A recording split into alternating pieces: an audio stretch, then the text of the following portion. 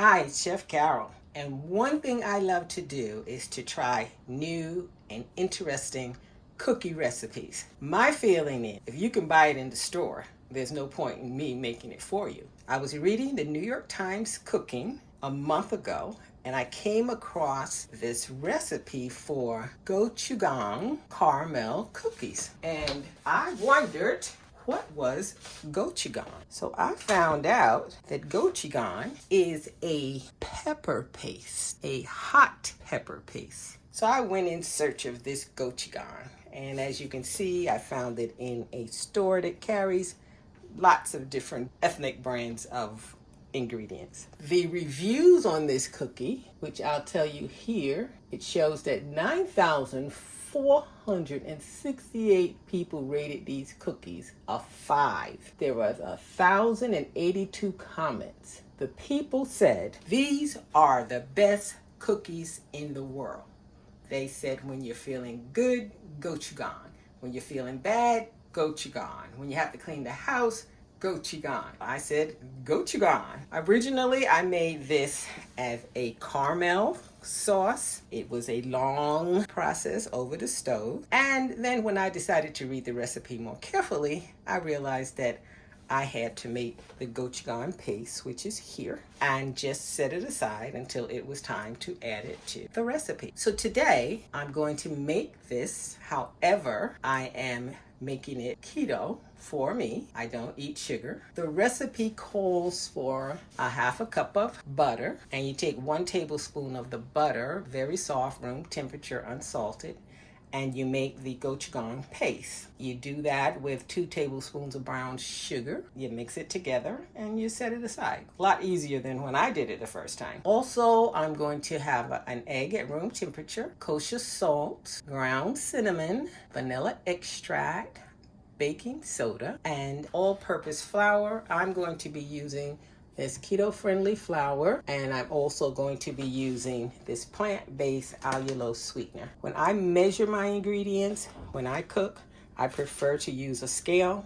So even though it calls for 1.5 cups of all-purpose flour, I will be using 185 grams of all-purpose flour. I think when you bake, you have to be more precise. It's not as friendly as cooking. So let's get started. I have my large bowl. All of these ingredients need to be whisked together. So I'm going to put the remaining 7 tablespoons of butter. To that, I'm going to add the granulated sugar. I'm going to start by putting my bowl on the scale, let it come to 0, and we're using grams, and I'm going to measure 200 grams. To that, I'm going to add the egg, the salt. Never ever measure your salt over your bowl, just in case too much goes in. So that's a half a teaspoon of salt, the cinnamon, and the vanilla, 1 teaspoon. I always give it just a little bit more. So I'm just going to whisk this together. And after I whisk this together, I'm going to take a spatula and finish up the mixing. So I whisk the ingredients until they're smooth. Then I'm going to use this spatula, and I'm going to stir in the baking soda, half a teaspoon of baking soda.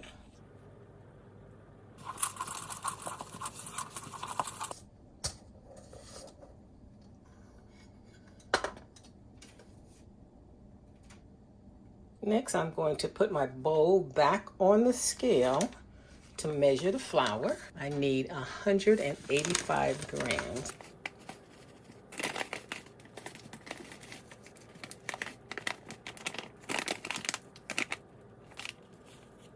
And what you're going to do is take your spatula, stir that just to combine, and once it's combined, you're going to take it and put it in the refrigerator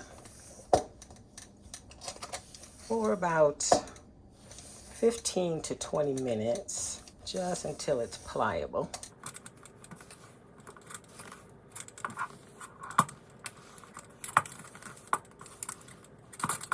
The recipe says that the dough is going to be sticky, and I'm going to be using an ice cream scoop. These cookies are supposed to be really big. I'm not sure that I'm comfortable with that, but I'll try one and see. Okay, so I'm going to put this in the fridge and come back and start the stove, 300. And let the stove start preheating. The dough has been chilling for about 20 minutes. The instructions suggest that I divide this into 3 or 4 sections. The history behind this gochujang is that it is a fermented Korean chili paste. So yes, believe it or not, these cookies are being made with a spicy pepper paste. It says it offers intrigue in this otherwise classic chewy sugar cookie. So this cookie would be nothing more than a mere little something we have with a cup of milk without the gochujang. The reviews suggest that gochujang is the best thing to ever happen to a cookie. I'm going to take the paste,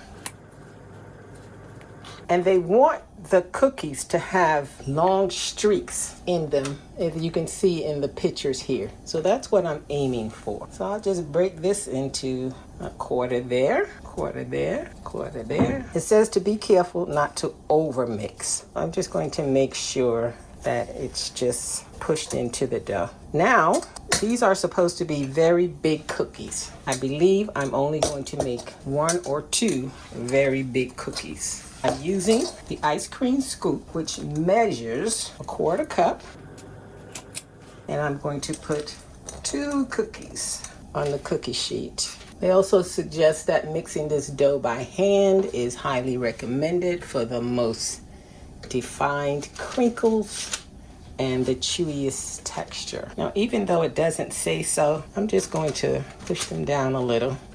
I'm going to move this one. I actually don't know how much these cookies will spread, but I want to give them every opportunity. That's what I'm going to start with. I'll see how they come out.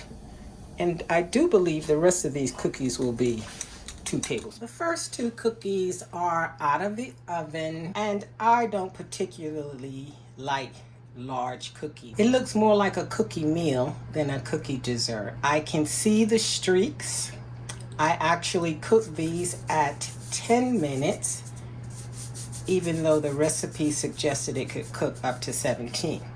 It might be a difference in the flour. What I've done, the balance of the cookies are going to be smaller because I'm cooking them. I made them with a 2-inch cookie scoop. I am going to cook them at 350 for 8 minutes, and I'll check for their doneness. The cookies are hot out of the oven. The gochujang, they look beautiful. I definitely prefer them to the first 2 huge ones. Because I used a keto-based flour, which is mostly almonds, these cookies will have to sit until they settle, because right now they are very soft and they will fall apart if I touch them. These are the gochujangs. These are the gochujangs that people say you use whenever anything is good for you or bad for you. When they are ready to be eaten, I will be right back here.